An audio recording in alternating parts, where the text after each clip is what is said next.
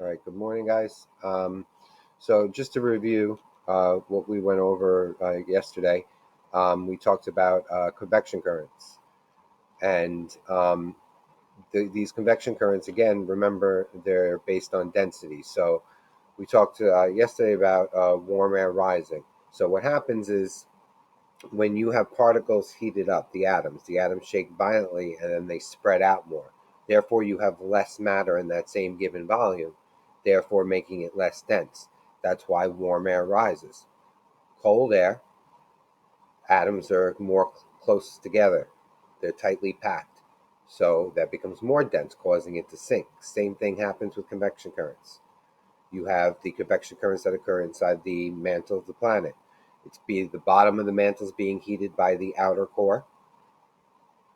That rock gets heated up, becomes less dense, rises up through the mantle, underneath the crust, drags across, pulling the plate with it. So the plates move at about 2 inches per year. Let me see if I have a picture to show you from yesterday. So if you look at this here, all right, so as it rises up, it drags across, it's going to pull the plate with it. Now that rock has become cooler. So now it's more dense, it's going to sink back down to the bottom mantle, and this continues as long as there's a heat source.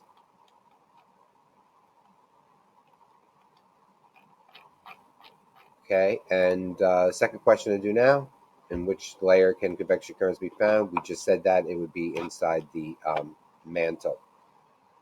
All right, so last thing we have to talk about before you test is plates. So again, the outer shell of the planet, which is made up of the crust and uppermost part of the mantle, is referred to as the lithosphere. So the lithosphere is the outer shell, but it's not a solid shell. It's broken up just like an eggshell. It's broken up into 20 separate sections called plates. So here, let me see if I can increase the size of this. There we go. All right. So again, you have this here, this big piece of land here. This is a Pacific plate. It's carrying Hawaii and obviously the Pacific Ocean. You have the North American plate, which includes Canada, North America, United States, and then Mexico. African plate, you can see it carries part ocean and the African continent. And what's amazing is that these big pieces of land are able to move at 2 inches per year. So 225 million years ago, all these continents were joined together into one single large landmass called Pangea. And now, since 225 million years ago, they've been moving at about 2 inches per year. They're in their positions here now, and they will continue to move at 2 inches per year. And eventually, 200, 300 million years from now, all the continents are going to come back together again. All right, so just make sure that you're copying this down on your slides. Now, because we have these cracks here, so you see this crack here, this is where the two plates, the South American plate and the African plate, are meeting. You notice that the plates are moving in different directions. South American is pulling to the left, African is pulling to the right. All right, so this is going to cause some geological issues, which I will get to in a moment. Now, because this is a crack, this is where the crust is going to be weakest. All right, and that brings us to our next thing, and that would be volcanoes. Now,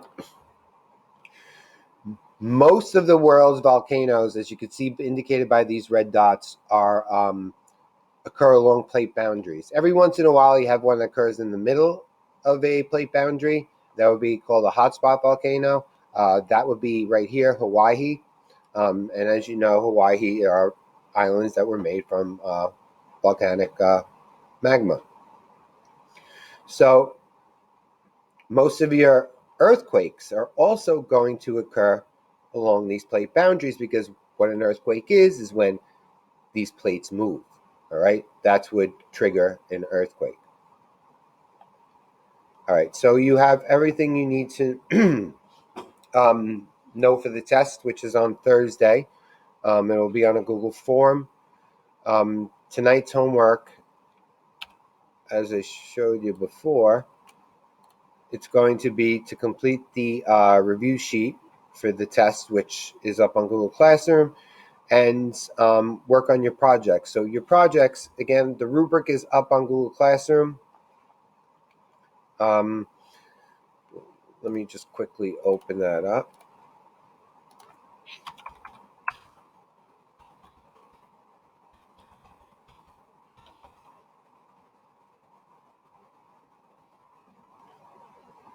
All right, so we'll go with.